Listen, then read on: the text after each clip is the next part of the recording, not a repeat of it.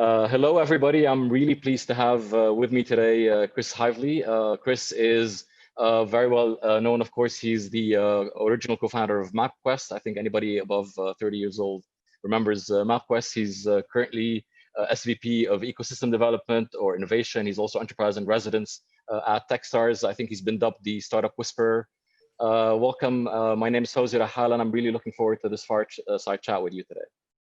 Likewise, I'm happy to be here, and I can't wait to have a great conversation. Hopefully there's some nuggets in there for everyone. Chris, are you still boarded up in North Carolina? Yeah, we're still boarded up. I'm at a really nice house that we have, a kind of a weekend cottage, and I just figured if I'm going to be boarded up, you might as well be boarded up in front of a beautiful lake. So I'm very inspired right now. For sure. Chris, our conversation today is about innovation and what people could learn from the world's most famous success stories. You're one of the best to tell us about this. You not only have you founded and exited MapQuest, but you've been executive in a few of the world's leading companies. You're now doing amazing work at Techstars. I know you're also equally quite involved with Startup Weekend. You've recently written a book called Build the Fort. Where do we begin about thinking about famous success stories? And can you help us define success stories before we kind of move on and get some nuggets of information from you? Well, I'd love to kind of broaden the typical definition of success. A lot of times we just look at success as kind of financial success and only kind of look at large, maybe successes defined with a B as in billions of dollars. And I'd love to kind of put that to the side and talk about success in lots of different ways. And some of the best entrepreneurs I've seen you've never heard of. And just because they haven't had $1 billion success doesn't mean I don't think they've done an amazing job. So let's broaden that definition. I love really good small companies in tier 2 or tier 3 cities that we may not even have heard of. And I love those entrepreneurs as much as maybe the ones that get a lot more press. Okay, well, so looking at that kind of successful individual successful founders or success stories, can you give us a little bit of a start to what kind of companies come to mind or what kind of individuals come to mind when we talk about these things? Well, let's start at the the very very beginning of an entrepreneurial journey. The decision and the first step of taking an idea and putting that idea into action. I mean, okay.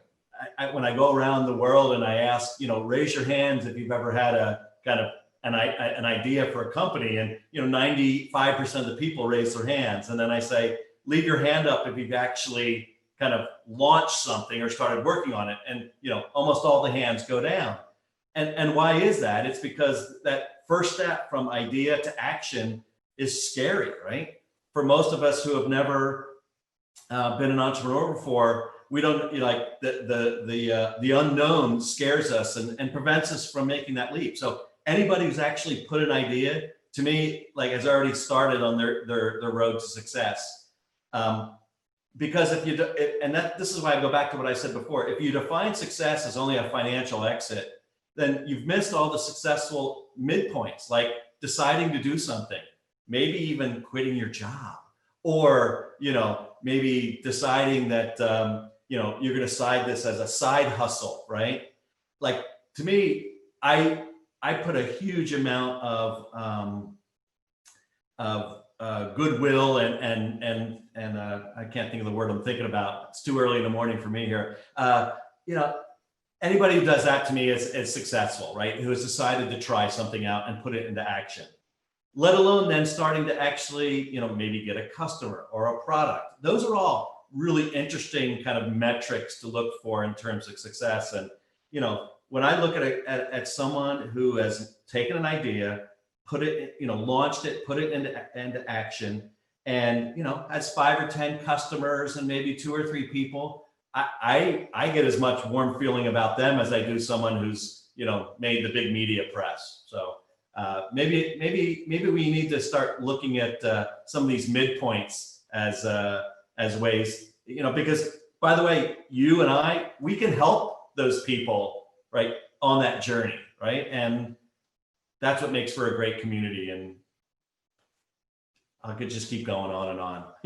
Chris, would you consider failure at achieving things also part of that success? Yes, very much so. I would say anytime someone takes a swing at something and does it, in an all-in, a good fashion, and by the way, I have much more failures than I have successes, right? I mean, there's, my desk in the office is littered with ideas that never saw the light of day. I just got a shutdown from one of my peers and one of the people, Brad Feld, who I really enjoy and enjoy his brain. And I threw an idea at him and he goes, not bad, but nah, so like, if you're not doing that, so yeah, I'm happy I'm still throwing ideas out there. Can we bring this a bit into the context of today, the elephant in the room, COVID, a lot of unknowns, a lot of uncertainties going on, a lot of people doing great things, not even knowing if that's the right thing for them to do. What is your advice from the audience of Techne today? We have everyone from like angels to corporates to startups, and I'm sure you're familiar with that huge, broad ecosystem. What are the things that we should all look out for today that are interesting or not normal situations of success in this new normal world that we are in? Fawzi, it's a great question. Obviously, the world has changed, right? We're not sitting in our normal places. I'm not sitting on stage with you, right? Yeah. In Cairo or Alexandria, like we did last year.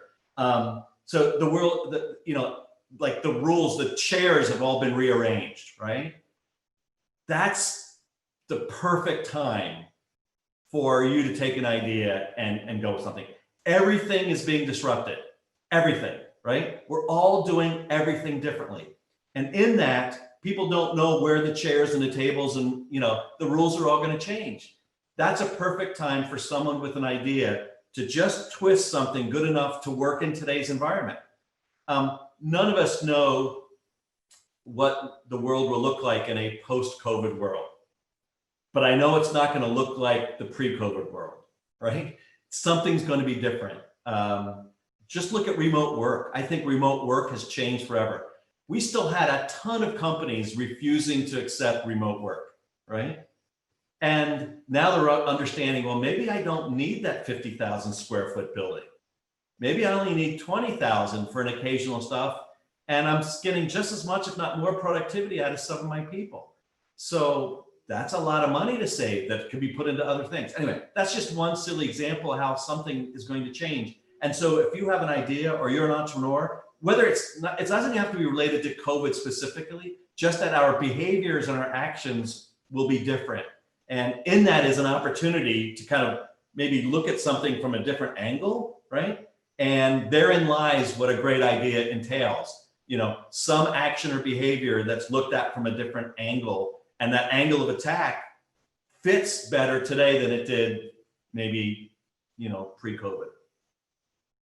Is it a good time to build something now? Of course, now there's tons of new problems that, as you just mentioned, need solutions today.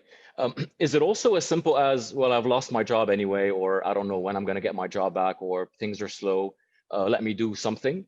And if I don't have anything right now in terms of an idea, I know you've used that term quite a few times, and you guys at Techstars use it, which is give first. Can you tell us a bit more about how that could help a lot of people, get things going and feel more successful and achieve things? Yeah, I got 2 or 3 different answers in here, so keep me in line in the lane, and I'd like to hit a couple in a few minutes.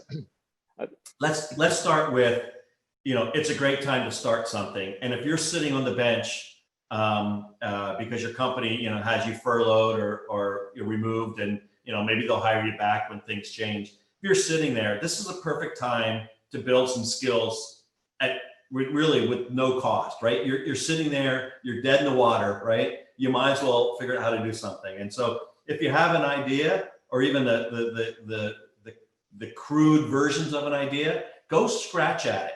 Go learn how to be an entrepreneur. Go learn some entrepreneurial skills.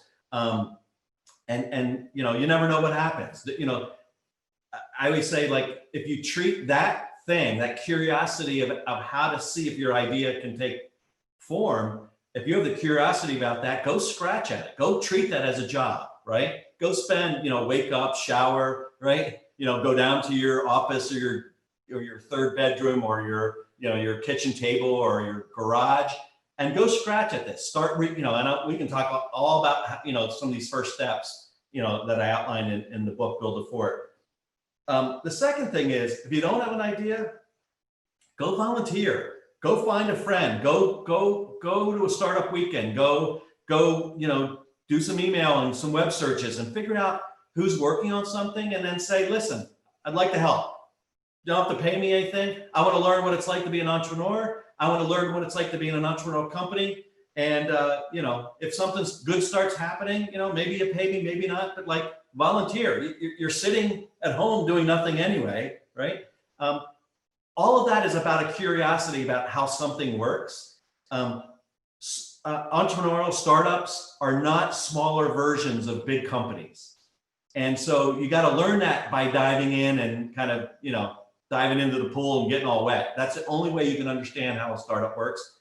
I guarantee if you go back to your corporate job, you'll bring a new set of skills and experiences that will help you for the future.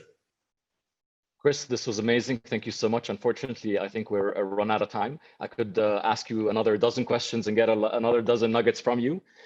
Thank you for everybody who's attending and look forward to chatting with you again soon.